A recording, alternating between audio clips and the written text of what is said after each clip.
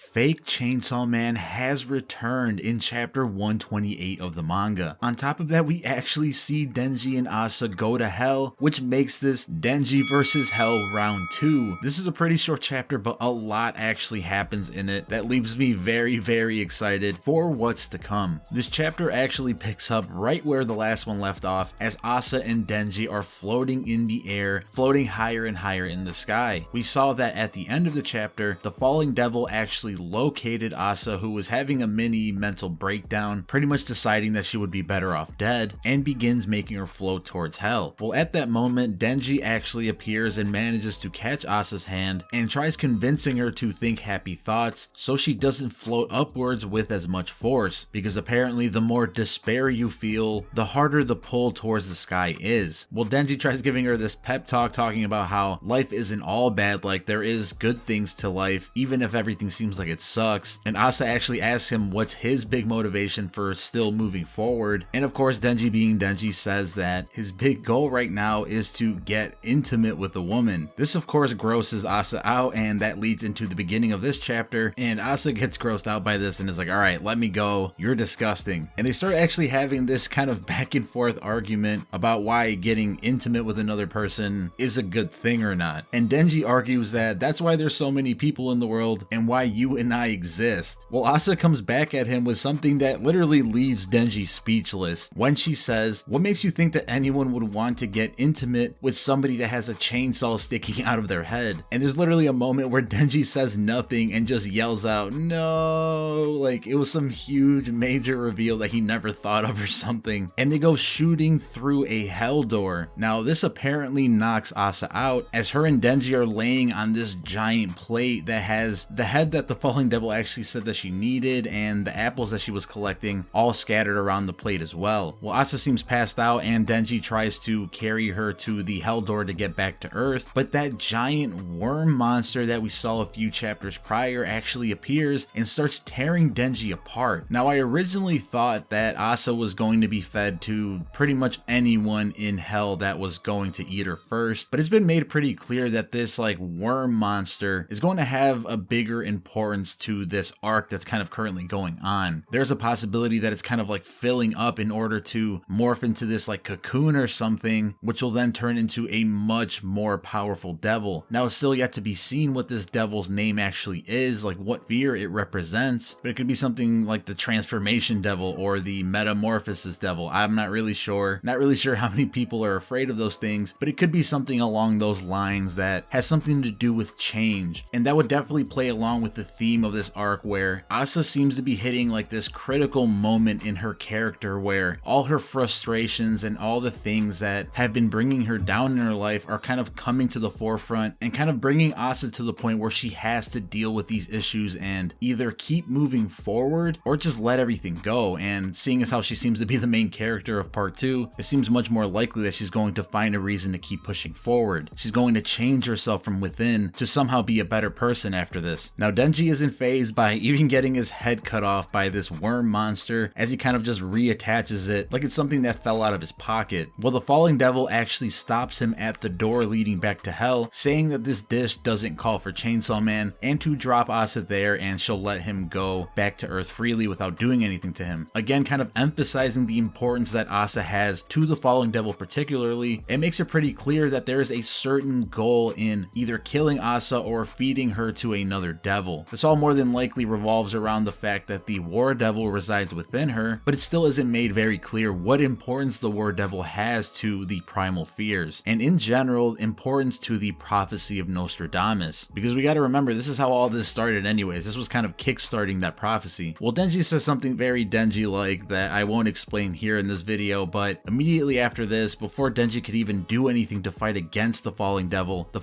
is actually pierced from behind by a chainsaw. And you can kind of guess why this is very exciting, because in the next page we see the falling devil get torn apart by what seems to be a second Chainsaw Man directly behind her. And we actually see this Chainsaw Man talk to Denji, because it says to him, the falling devil has no tolerance for diners who leave their food unfinished. They'll desperately try to devour Asamitaka lest they be killed by the falling devil. Please evade them until sunrise, Chainsaw Man. And we see this guy standing there with chainsaws for arms, the chainsaw seemingly coming out of his head, piercing the falling devil in the back, and unfortunately we don't get to see his face. But we can presume this was actually the person that fed Denji blood in the previous chapter by cutting their hand and kind of dripping it into his mouth. Now this just raises a ton of questions, like how does this fake Saw Man know the intentions of the falling devil, and how did it know to come here and help Denji? Also on top of that, is this a bad guy or is this a good guy? Because when we were first introduced to fake Saw Man, we saw it getting rid of Yuko, which kind of gave it the impression that it was a bad guy, some kind of evil version of Chainsaw Man. But now seeing as how it's helping Chainsaw Man, helping Denji, it kind of throws it in the air and makes it very, very questionable as to whether or not it is an evil or a bad guy. Maybe it's just like someone that sits in the middle, like Yoshida seemingly, or something that doesn't really have a hat in the race in one side or another. Now everything that happens at the end of this chapter has some crazy implications for what's going to happen next, because based on what this fake Chainsaw Man said, Denji is now going to have to survive in hell and fight off seemingly countless devils that want to eat Asa, because as he said, any devil that doesn't finish their plate will get killed by the falling devil. Now it's possible that this might only be specifically directed towards that worm monster that was trying to eat Asa earlier, and maybe this is just Denji's like next big fight that he has to overcome until sunrise. He only has to fight one powerful devil, which is this worm monster. I for one would like to see a ton of devils kind of coming at him. I think it would be a lot more entertaining to watch. But on top of that, it seems like Chainsaw Man might have an ally in a fake Chainsaw Man. Super exciting chapter, so many questions to kind of discuss here, but let me know what your guys' thoughts are on this chapter in the comments below. Let me know who you think this fake Saw Man is. But other than that, if you guys enjoy Chainsaw Man content in general, then make sure to subscribe and turn those notifications on, because I post about Chainsaw Man on this channel each and every week. And if you want to make friends with other Chainsaw Man fans, then make sure to join my Discord server by clicking the link in the description below. That is it for today's video, guys. I hope you have an absolutely wonderful day, and I'll see you guys in the next one.